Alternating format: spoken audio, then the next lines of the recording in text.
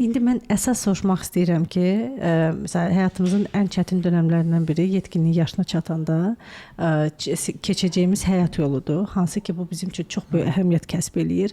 Orada nəyisə yanlış gediriksə, bu bizim bir neçə illərimizə bais olur ki, biz orada illər itirə bilirik. Bu dönəmlərdə biz hansı sənətə, sahəyə getməliyiksə, bu bizim əlimizin içində var, yoxsa yoxdur? Çox xoşdur ki, tamaşaçılar maraqlanırlar və doğrudan da bu mövzuya toxunmağına dəyər əslində. Təbii ki, yeniyetməlik dövrü insan həyatında əhəmiyyət kəsb edən dövrlərdən, zamanlardan biridir və orada əsas sənət seçimi, yəni insanların, yeniyetmələrin arzuları var, gələcək arzuları haqqında onlar çox fikirləşirlər. Burada valideynlərin öz arzuları var, özlərinin öz düşüncələri var. Tutaq ki, orta məktəbin öz tərbiyəsi var, valideynin öz tərbiyəsi var, dostların öz əhatəsi var, yəni istiqamətləndirmə olur. Burada səhvlərə yol vermək mümkündür əslində, belə götürəndə arzuların çatılmağında. Məsələn, olur ki, yeniyetmələrdə belə bir, məsələn, valideyn görür ki, bir qohumu, tanışı ya qonşusunun bir sahədən yaxşı gəliri var, belə hörməti var, irəli gedib. İstər-istəməz istəyir ki, uşağını həmən sahəyə yönəlsin. Amma fikirləşmir ki, ola bilsin ki, bu uşağın sahədə talantı yoxdur, bacarığı yoxdur, bəlkə də həvəsi yoxdur. Yəni, orada çaşqınlıq yarada bilir. İnsan da sənətini, öz sahəsini, yəni missiyasına uyğun, istiqamətini düzgün təyin etməyəndə, yəni sonradan problemlər yaşayır, depressiyalara düşür, həmən maddiyyatı əldə etmir, həmən istiqamət olmur, həmən auditoriya olmur, həmən insanlar olmur əhatəsində və daima əziyyət çəkir və peşmançılıqlara yol verir. Bunlar streslər yaradır, hətta ailə münasibətlərinə toxunur, hətta dünyaya gələn uşaqların belə psixologiyasına təsir edir o streslər. Bütün bunlar hamısını, yəni hər kəs bilir əslində. Mən bir daha sadəcə olaraq yada salmaq istəyirəm. Təbii ki, belə hallarda bir sıra mütəxəssislər var.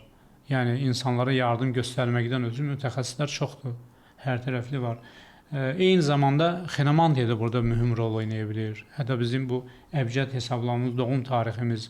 Əksər insanlar bunu başqa bir spektrdən baxırlar. Yəni, bəziləri onu fal sayır, bəziləri onu fantaziya, yəni heç əhəmiyyət kəsb etməyən sahələr kimi baxsalar da, amma bu reallıqdır. Bəli, bəli. Bu, bizim üçün bir reallıqdır və mən özüm də illər boyu hesablamalar aparmışam, insanların üzərində təcrübələr aparmışam, sınaqlardan çıxarmışam, hətta bir problemi araşdırmışam, görmüşəm ki, tutaq ki, doğum tarixindəki cədvəllə eyni rəqəm çatışmazlığı eyni bir problemi aparıb söykədə bilir, nəticəyə aparıb çıxardır.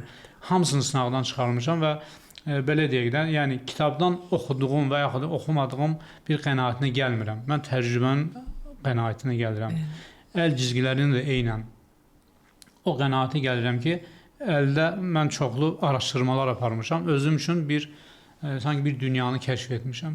Bununla, bu sənətlə mən çox insanlara yol göstərmişəm. Yəni, razı qalanlar 99%. Yəni, mən də çalışmışam ki, insanları razı salım, bacardığım bir istiqaməti verim. Yəni, onları xoşbəxt olmaqları üçün mən öz əlimdən gələni həmişə etmişəm. Deməli, biz əsas məsələyə keçək. Xiromantiyada əl cizgiləri ilə insanın taleyini də görmək olur, bacarığını da görmək olur, psixoloji durumunu da, uğurlarını da görmək olur, uğursuz tərəflərini də görmək olur. Yəni, bir sıra bizə xəbərdarlıqlar edir. Öncədən xəbərdarlıqlar edir. Yəni, bədənimizin hissəsidir. İndi o xətlər, o işarələr necə düşür? Təbii ki, təbiətin qanunları çərçivəsində olur. Allahın bildiyi bir şeydir. Amma əsas odur ki, biz onları araşdırıb üzə çıxartı bilirik. Özümüzdən ötürü, yəni özümüzü tanımaqdan ötürü. Elə bir şeylər olur ki, yaxşı bir mərhələlər olur. Məsəl üçün, xəbərdarlıqlar olur.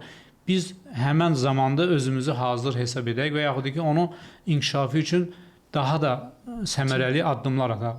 Elə bir işarələr ola bilər ki, məsələn, tutaq ki, zərərli işarələr olar. Deməli, biz elə etməliyik ki, həmən zamanlarda biz ondan yan ötək.